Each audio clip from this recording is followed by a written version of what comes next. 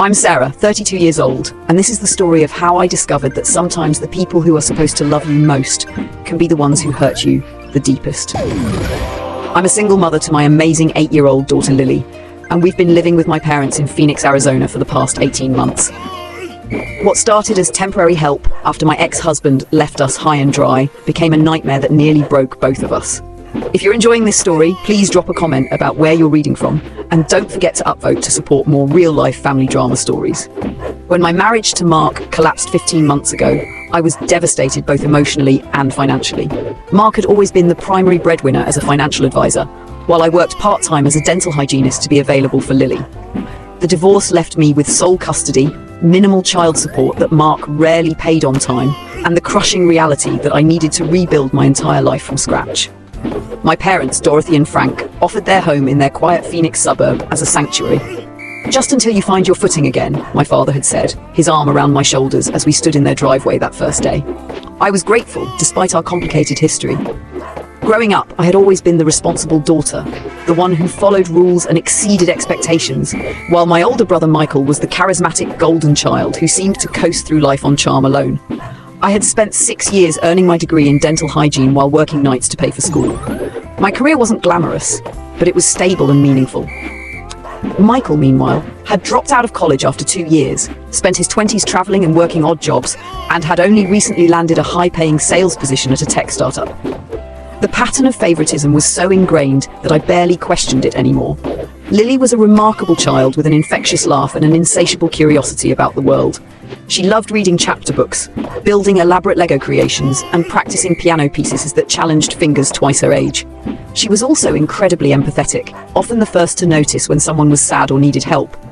Despite the trauma of her father's abandonment and our upheaval, she was adjusting well to living with her grandparents. Our living arrangement seemed workable at first. My parents converted their craft room into a bedroom for Lily, complete with a small desk for homework and shelves for her books. I took the guest room down the hall. I contributed to utilities and groceries, handled most of the meal preparation, and ensured that Lily respected her grandparents' routines and preferences. I worked 4 days a week at a busy dental practice, which allowed me to save money while still being present for Lily after school.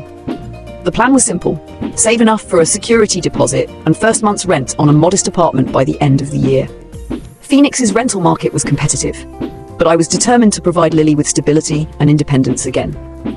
I opened a separate savings account specifically for our move and watched it grow steadily each month through careful budgeting and occasional overtime hours. Then Michael announced his engagement to Jessica, a marketing executive he'd been dating for barely 8 months, and everything in our family dynamic shifted dramatically. My parents had always favored Michael, but their reaction to his engagement news was something entirely different. They immediately began planning an elaborate engagement party, discussing wedding venues that cost more than I made in a year, and treating Jessica like she was already the most important member of our family.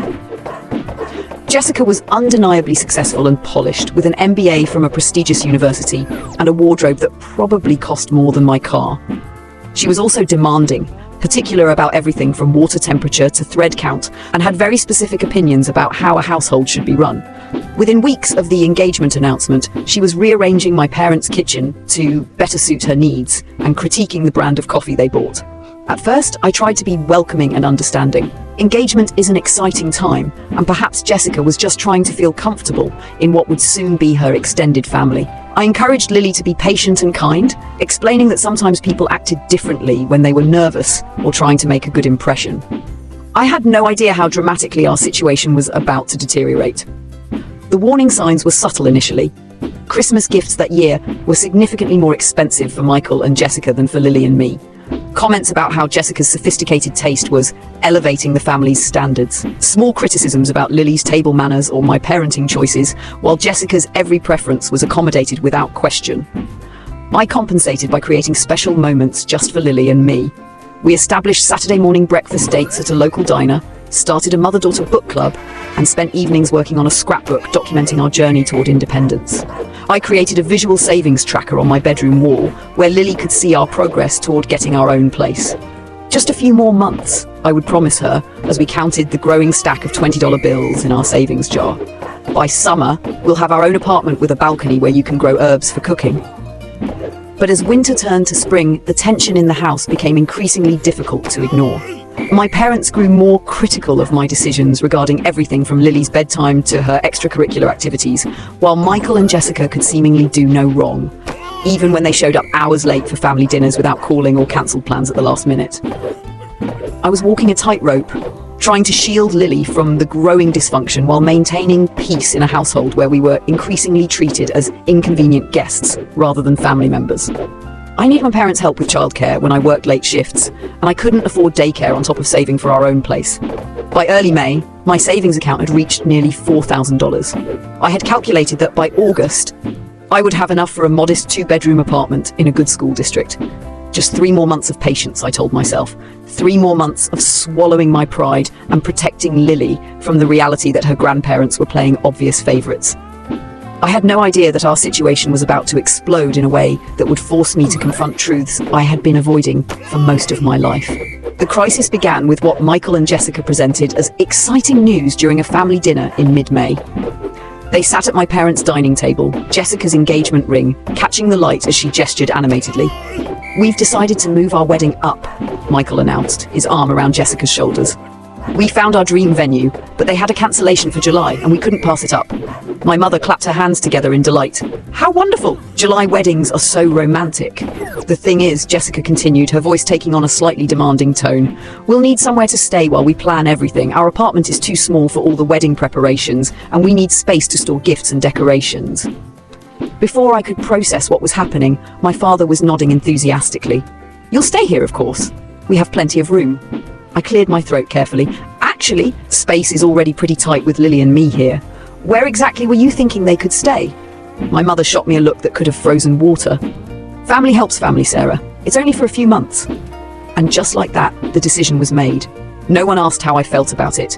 No one considered what this would mean for Lily's routine and comfort. No one acknowledged that I had been told my own stay was temporary. Yet, here we were 18 months later, and now my parents were offering indefinite housing to Michael and Jessica without a second thought. Michael and Jessica moved in the following weekend with enough belongings to stock a small apartment. My father helped them rearrange the formal living room to accommodate Jessica's workout equipment, something he had never offered to do when Lily needed space for her piano practice. My mother cleared out 2 entire closets for Jessica's extensive wardrobe, while my belongings had remained in suitcases for months after our arrival. The changes were immediate and jarring. Suddenly, Lily was expected to whisper throughout the house because Jessica needed absolute quiet for her morning meditation routine. The kitchen, which had been Lily's favorite place to do homework while I cooked dinner, became Jessica's exclusive domain for her elaborate meal prep sessions. Most painful of all, the television in the family room, which Lily had been allowed to watch for 1 hour after school, was now permanently tuned to Jessica's preferred wellness programs and wedding planning shows. When Lily asked if she could watch her educational nature documentaries, Jessica sighed dramatically and explained that positive energy in shared spaces is essential for wedding planning. I came home from work one evening to find Lily sitting alone on the back patio, looking dejected. "What's wrong, sweetheart?" I asked, settling beside her on the concrete steps. "Grandma said I was being too loud when I was practicing piano," she said quietly. But Jessica was playing her meditation music really loud in the living room at the same time. I don't understand why my music is too loud, but hers isn't. That same week, Lily brought home a report card with straight A's and a note from her teacher praising her improvement in math. When she tried to show my mother, she was waved away dismissively. "Not now, Lily. Jessica and I are looking at flower arrangements." I watched my daughter's face crumple before she carefully composed herself, and something inside me began to harden. That night, after Lily was asleep, I tried to address the situation with my parents. "I understand that Michael and Jessica need support right now," I began diplomatically, "but I'm concerned about how the changes in the house are affecting Lily. She feels like she's constantly in trouble for normal kid behavior." My father frowned. "She's being oversensitive. Children need to learn that major life events require adjustments." "She's 8 years old," I pointed out. "She's already had to adjust to her father leaving, moving in here, and now feeling like she has to tiptoe around her own temporary home." My mother sighed impatiently. "You've always been overly protective of that child, Sarah. The world doesn't revolve around Lily's feelings." I was stunned by the casual cruelty of her statement. "She's your granddaughter. Her feelings should matter to you." "Of course they matter," my mother replied, "but Jessica is planning a wedding. This is a once-in-a-lifetime event. Lily can learn patience." The irony that my daughter had already shown tremendous patience for over a year seemed lost on them both. The situation continued to deteriorate throughout June. Jessica complained about Lily's clutter, her books and art supplies in her own bedroom, rearranged the refrigerator to accommodate her organic juice cleanses, and monopolized my mother's attention for hours each day with wedding preparations that seemed to multiply rather than progress. Michael acted like he owned the house, inviting his groomsmen over for a loud planning session without checking if anyone else needed the space. When I mentioned that Lily had a piano recital coming up and would need to practice, he shrugged. Can't she use headphones or something? We're trying to finalize our bachelor party plans. One Sunday, I overheard Michael and my father discussing finances on the back porch. The wedding is going to cost more than we initially budgeted, Michael was saying. The venue required a larger deposit than expected. Don't worry about it, my father replied immediately. Your mother and I want to contribute whatever you need. This is your special day. I thought about how my father had scrutinized every purchase when I asked to buy Lily new school clothes, questioning whether she really needed more than 2 pairs of jeans. The contrast was so stark it would have been laughable if it weren't breaking my heart. The breaking point came during a family barbecue in late June that my parents had organized to introduce Jessica to some extended relatives. My mother had spent days preparing, buying expensive cuts of meat and Jessica's preferred brand of sparkling water that cost 3 times more than our usual drinks. During the gathering, my Aunt Linda, who had always been fond of Lily, asked about her piano lessons. "I'd love to hear you play something, sweetheart," she said warmly. Before Lily could respond, Jessica interjected from across the patio. "Oh, the piano is off limits today. I need the living room to stay perfect for photos. We're documenting everything for our wedding album." Aunt Linda looked confused. "It's just a short song. How could that possibly affect your photos?" "The energy in that room needs to stay pristine," Jessica explained seriously. "My wedding planner says disruptions can throw off the whole vibe." I watched my 8-year-old daughter nod politely and tell her great aunt that maybe next time would be better.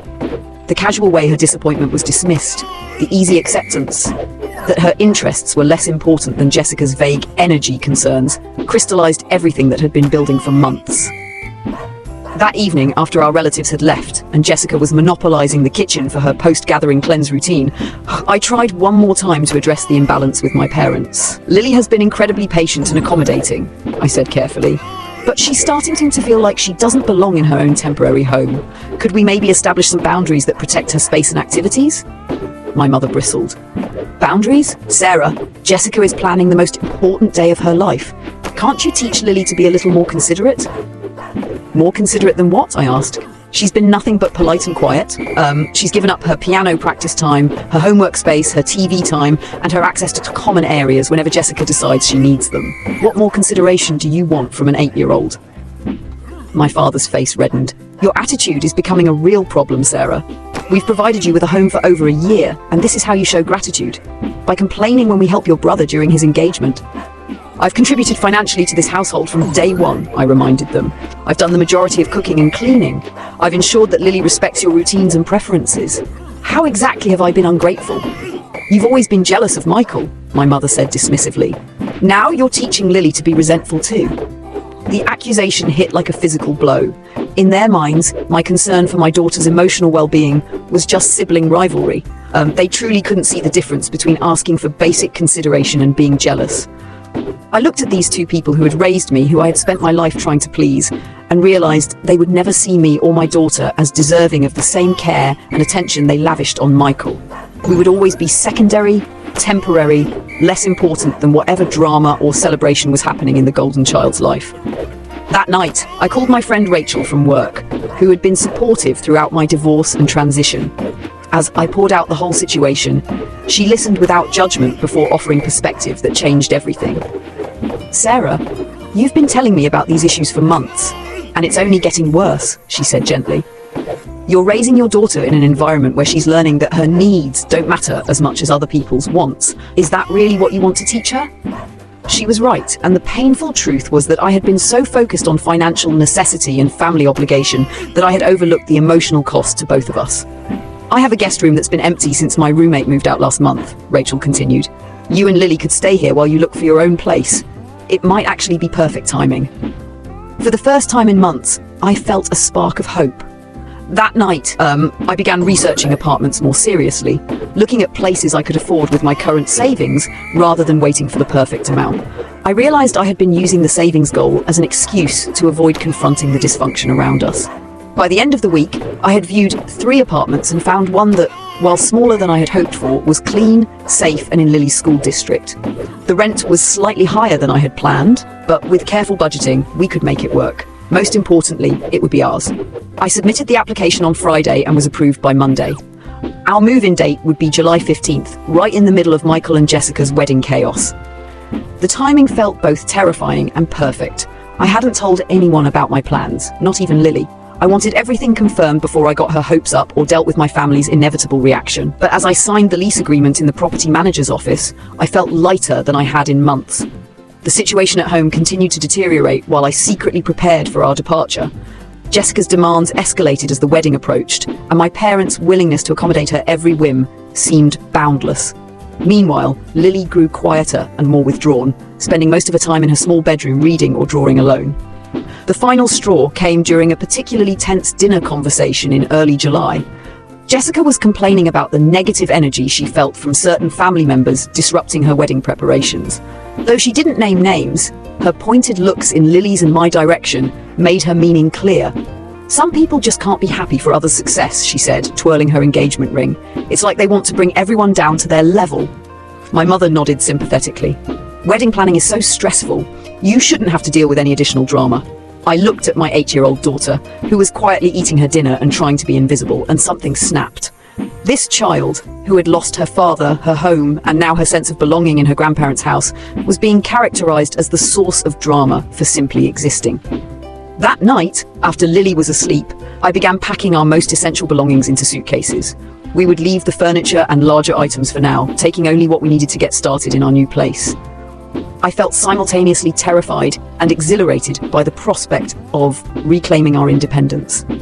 I decided to tell Lily about our move the next morning, a Saturday when I didn't have to work and could dedicate the entire day to helping her process the news and prepare for the transition. "Lily, I have something important to tell you," I said as we sat together on her bed after breakfast. "We're going to move to our own apartment next week."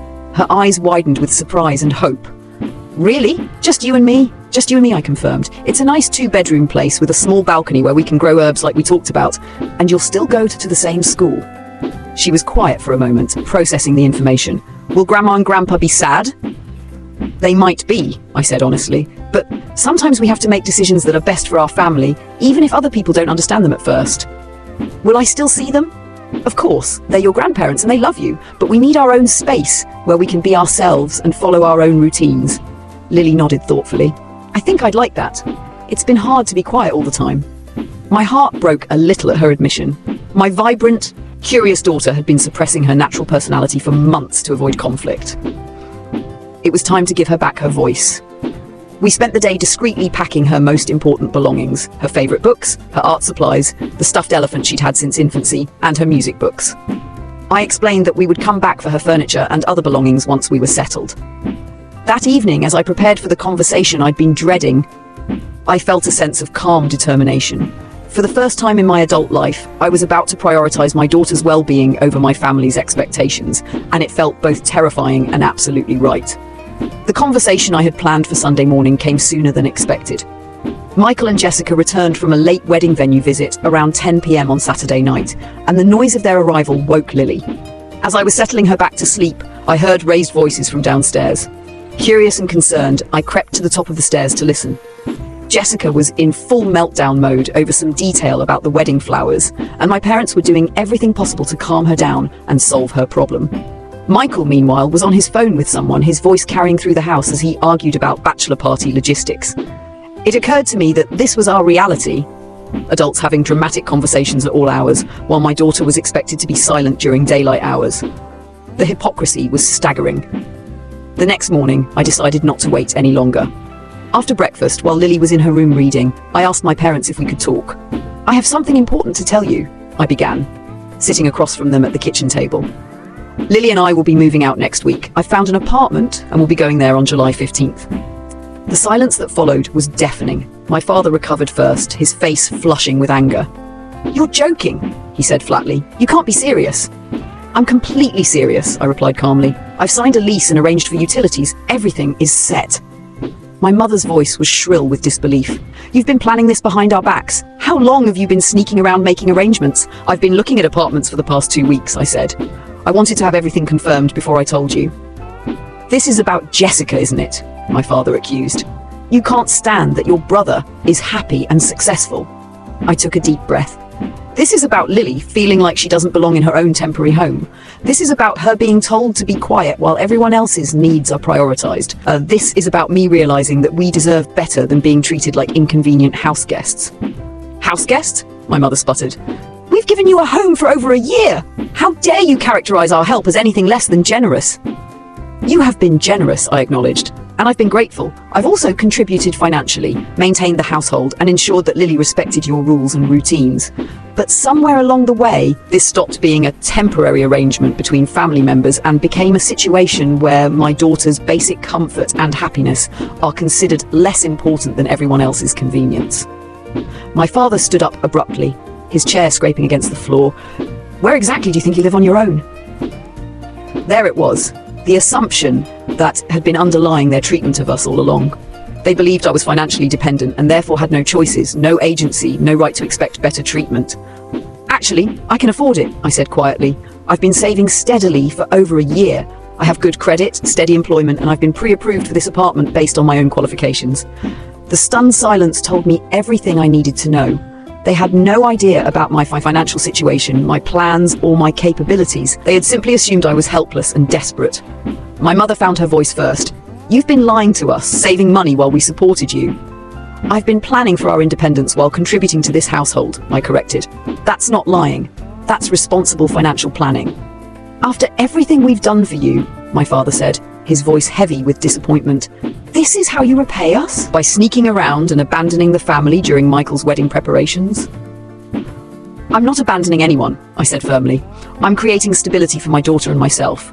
The timing isn't ideal, but honestly, there's never been a good time to have difficult conversations in this house. At that moment, Michael and Jessica emerged from their room, drawn by the raised voices. Jessica was in an elaborate silk robe with her hair in curlers, looking like she was preparing for a photo shoot rather than a Sunday morning. What's all the shouting about? Michael asked, though his tone suggested he was more annoyed by the disruption than concerned about the conflict. Your sister has decided to move out in the middle of your wedding preparations, my mother announced dramatically, as if I had timed this specifically to sabotage their celebration. Jessica's eyes widened. Move out? But where will you go? I've rented an apartment, I explained. Lily and I will be fine. This is so sudden, Jessica said, though she looked more relieved than upset. Are you sure you can afford it? Because if you need financial help, Michael and I could maybe lend you something after the wedding. The condescending offer stung, but I kept my voice level. Thank you, but we're financially prepared for this move. Michael frowned. I don't understand why you're doing this now. Can't you wait until after the wedding? This is going to stress Mom and Dad out when they should be focusing on celebrating. And there it was, the golden child's perspective laid bare. Even my decision to create a better life for my daughter was wrong, because it might inconvenience him during his special time. I'm sorry about the timing, I said, and I meant it. But this decision isn't about the wedding. It's about what's best for Lily and me. What's best for you is staying here where you have support. My father insisted. You're making a mistake based on emotion instead of logic. I looked at each of them in turn. My parents, who had shown repeatedly that their grandson's fiancée's comfort mattered more than their granddaughter's happiness. My brother, who saw our departure only in terms of how it might affect his celebration. And Jessica, who was already calculating how our absence might benefit her wedding preparations. No, I said simply. What's best for us is living somewhere we're valued and respected. Thank you for providing a home when we needed it, but it's time for us to move forward. The argument continued for another hour, cycling through guilt trips, accusations, and increasingly desperate attempts to change my mind. But I had reached a place of clarity that felt unshakable. For the first time in my adult life, I was putting my daughter's well-being ahead of everyone else's expectations, and no amount of family drama could deter me from that path. When Lily appeared in the kitchen doorway, drawn by the ongoing conflict, I stood up immediately. Come on, sweetheart, I said, taking her hand. Let's go for a walk. As we left the house, I heard my mother call after me. You'll regret this decision, Sarah. Don't come crying to us when you realize you can't handle everything on your own. But walking down the street with my daughter's small hand in mine, I felt the opposite of regret. I felt free. The week between my announcement and our move-out date was awkward and tense, but I was surprised by how much calmer I felt once the decision was made public. My parents alternated between cold silence and emotional manipulation, while Michael and Jessica seemed mainly relieved that they would have more space for their wedding preparations. I arranged to take the entire day off work for our move, renting a small truck to transport our belongings. Rachel had recruited several co-workers to help, turning what could have been a stressful day into something that felt like a celebration of new beginnings. On the morning of July 15th, as I loaded our suitcases into my car, my mother made one final attempt to change my mind. "It's not too late to reconsider," she said, watching me secure Lily's bicycle in the truck. "You're breaking up the family over hurt feelings." "I'm protecting my family," I corrected gently. "Lily deserves to live somewhere she feels valued and comfortable." "She's comfortable here," my mother protested. I thought about my daughter's recent withdrawal, her constant attempts to make herself small and quiet, the way she had stopped sharing her achievements because no one seemed interested in celebrating them. "No, Mom," I said sadly, "she's not." Our new apartment was small but filled with natural light. The living room had space for Lily's piano. The kitchen had a breakfast nook perfect for homework, and the bedrooms were cozy rather than cramped. Most importantly, it was ours. As we unpacked that first evening, Lily asked if she could practice piano. "Of course," I said. "This is your home. You never have to ask permission to be yourself here." The sound of her music filling our own space, tentative at first, then growing in confidence, was the most beautiful thing I had heard in months. That night, as I tucked her into her new bedroom, Lily said, "Mom, I like our apartment. It feels happy here." All the anxiety and uncertainty I had carried about this decision melted away. We had created a home where my daughter could breathe freely, express herself without constraint, and feel genuinely valued. That was worth any family drama or financial sacrifice. 3 months after our move, our lives had transformed in ways I hadn't dared to hope for. Lily was thriving in her new environment, her natural confidence and curiosity returning as she settled into a routine where her needs mattered and her personality was celebrated rather than suppressed. I had been promoted to senior dental hygienist at my practice, which came with a significant salary increase and better benefits. For the first time since my divorce, I felt financially secure and professionally valued. The extra income allowed us to participate in activities that had been out of reach before, like Lily's after-school art classes and weekend trips to places we'd always wanted to explore. Our relationship with my family had evolved into something cautiously cordial. Michael and Jessica's wedding had proceeded without any apparent impact from our absence, and they were now honeymooning in Italy, posting carefully curated photos of their perfect life. My parents had eventually accepted our move, though they still didn't fully understand my motivations. My mother visited occasionally, usually bearing guilt disguised as concern about our well-being. My father remained mostly distant, though he had helped me fix a leaky faucet during one visit, which felt like his version of an olive branch. "You seem different," my mother observed during one of her visits, watching Lily practice piano in our bright living room. "More settled." "I am settled," I agreed. "This is our home." She was quiet for a moment, perhaps recognizing something in our small apartment that had been missing in her much larger house. The sense of belonging, of being truly valued and free to be ourselves. "Lily seems happy here," she admitted reluctantly. "She is," I confirmed. "We both are." The most significant change, however, was in my relationship with myself. For 32 years, I had measured my worth by other people's approval, particularly my family's. Moving out had forced me to confront the reality that their approval often came at the cost of my own well-being and my daughter's happiness.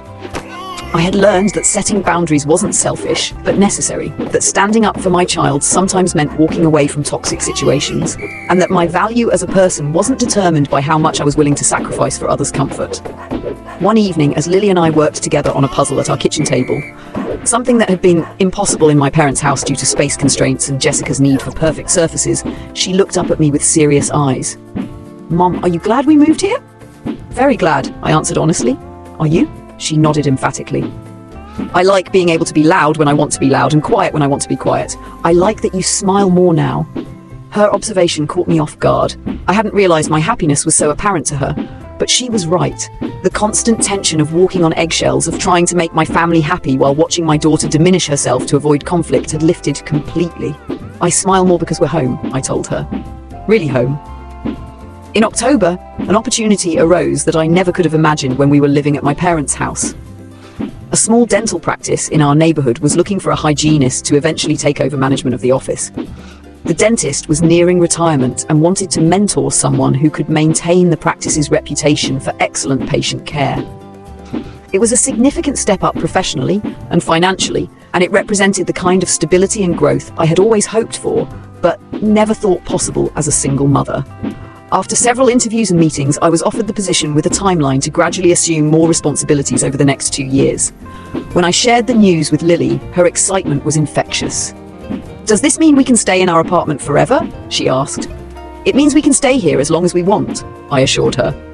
"And maybe eventually we can even look at buying a house with a yard where you can have a garden." The possibility of home ownership, which had seemed impossibly distant when we were dependent on my parents' charity, was now becoming realistic. I had learned to trust my own judgment, to value my own capabilities, and to prioritize what truly mattered: my daughter's happiness and our shared sense of security and belonging. My relationship with my family continued to evolve slowly. Michael and Jessica had returned from their honeymoon with grand plans for their future, including discussions about starting a family soon. I suspected that when they had children, the family dynamic would shift again, but I no longer worried about where that would leave Lily and me. We had our own foundation now, one that couldn't be shaken by other people's priorities or preferences. During a rare family dinner at my parents' house in November, I watched Lily confidently share stories about her art classes and her progress in piano. My parents listened politely, but I could see they still didn't fully appreciate her unique personality and talents the way they should. The difference was that their opinion no longer defined her worth or mine. As we drove home that evening, Lily reflected on the visit. "Grandma and Grandpa's house feels really quiet now," she observed. "What do you mean?" I asked. "I don't know, like everyone's trying really hard not to bother each other. Our house feels more alive." Out of all the validation I could have received about our decision to move out, my daughter's simple observation meant the most.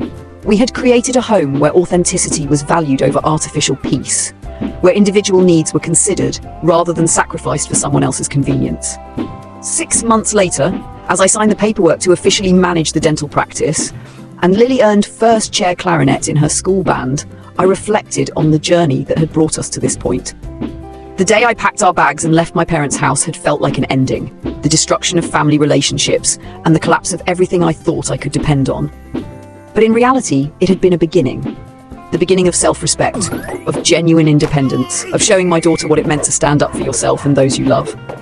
Sometimes the most painful departures lead to the most necessary destinations. Family, I had learned, wasn't just about blood relations or childhood history. It was about mutual respect, consistent kindness, and the choice to value each person for who they truly were. Lily and I had created our own family unit, strong and supportive, and we had opened our hearts to include people who treated us with the dignity and appreciation we deserved. The dental practice became more than just a job, it became a community. My colleagues were genuinely interested in Lily's achievements, celebrating her musical performances and academic successes with enthusiasm that had been missing from our extended family gatherings. Rachel remained our closest friend, becoming like an aunt to Lily and a sister to me in all the ways that mattered. In December, we received an unexpected Christmas card from Aunt Linda, my father's sister, who had always been kind to us. Inside was a handwritten note. "Sarah, I've been thinking about you and Lily often since last summer. I want you to know that I'm proud of the courage you showed in creating a better life for your daughter. Not everyone has the strength to prioritize their children's well-being over family expectations. If you ever need anything, please don't hesitate to call." The card made me cry, not from sadness, but from gratitude. It reminded me that real family support could come from unexpected places, and that choosing our own path didn't mean we were completely alone. That same month, my mother called with news that shifted the family dynamic once again. Michael and Jessica were getting divorced. Apparently, the stress of wedding planning had masked deeper incompatibilities that became apparent once they settled into married life. The split was acrimonious, with Jessica claiming half of Michael's startup equity and my parents caught in the middle of financial and legal complications. "I don't understand how this could have happened," my mother said, her voice heavy with confusion and disappointment. "They seemed so perfect together." I felt a complex mixture of emotions. I wasn't glad that Michael was hurting, but I couldn't help noting the irony. The relationship that had been prioritized above everyone else's comfort and well-being had crumbled within 6 months, while the daughter and granddaughter they had dismissed as being oversensitive were thriving in their new independence. "I'm sorry Michael is going through this," I said honestly. "Divorce is never easy." "Would you consider moving back home?" my mother asked suddenly. "Just temporarily, while Michael gets back on his feet? The house feels so empty now."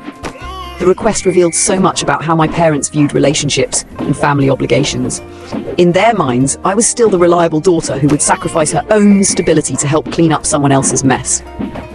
They couldn't see that I had grown beyond the role of family caretaker, that I had learned to value my own peace and my daughter's happiness above their expectations. "No, Mom," I said gently but firmly. "Lily and I are settled here. This is our home now."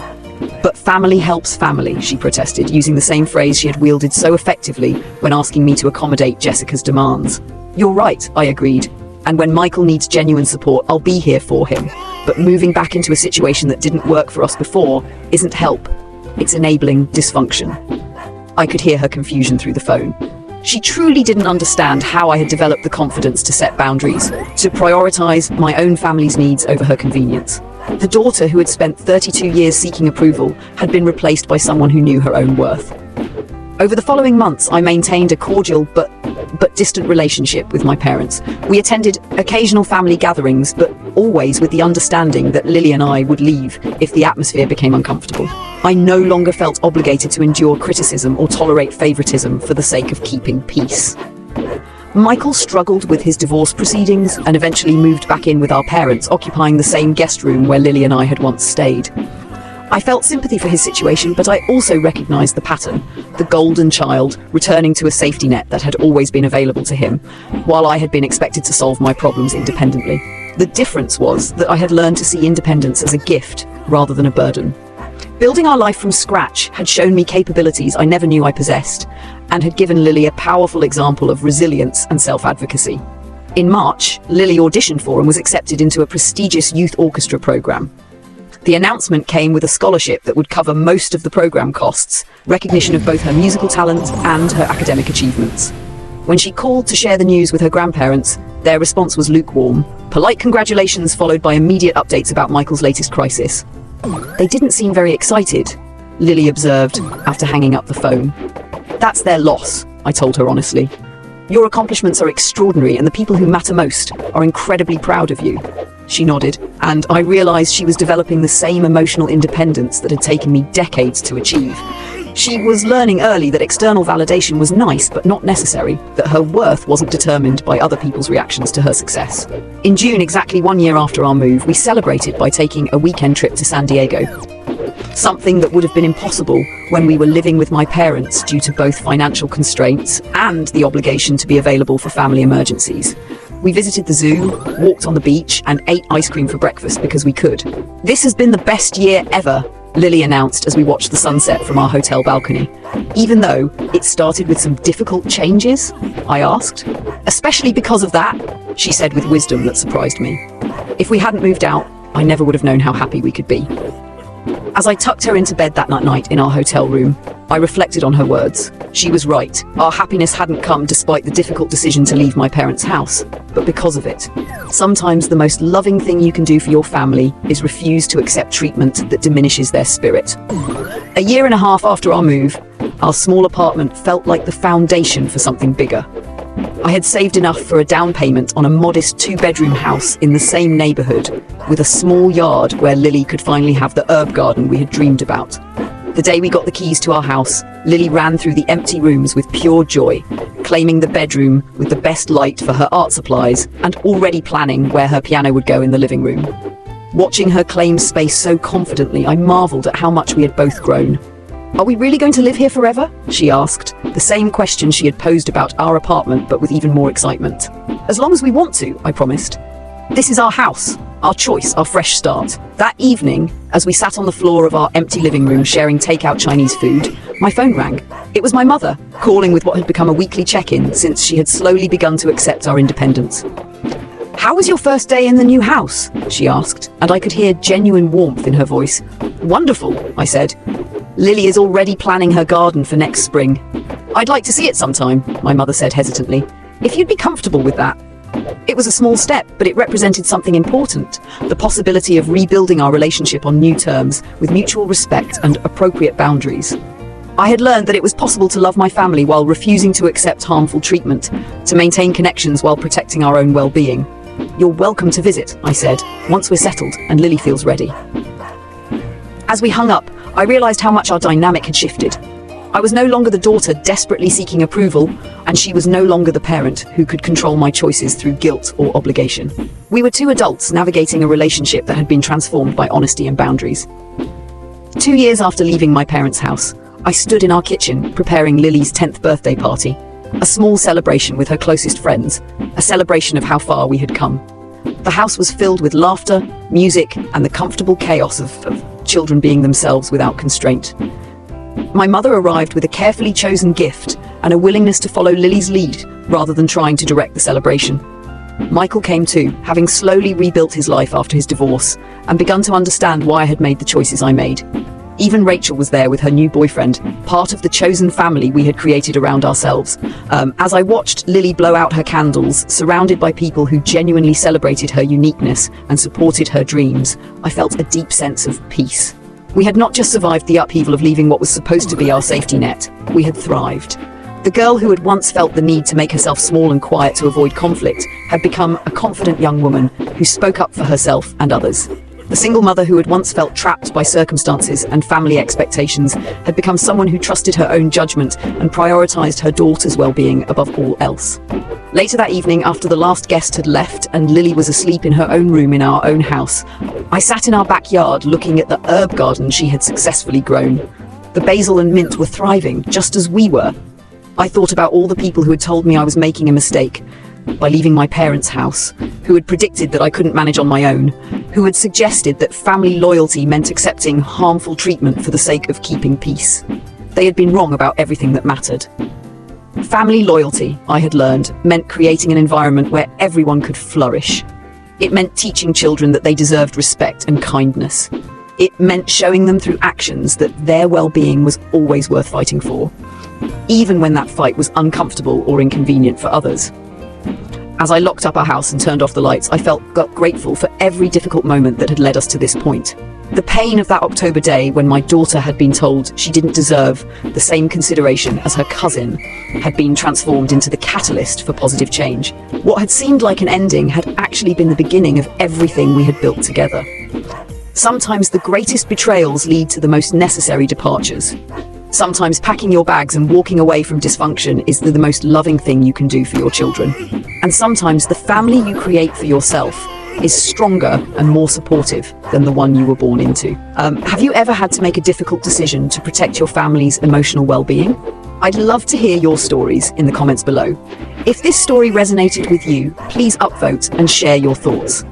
Remember, you always have more strength and options than you realize, especially when you're willing to prioritize what truly matters over what's expected. Thank you for reading, and may you always find the courage to create the life your family deserves, even when it means making difficult choices.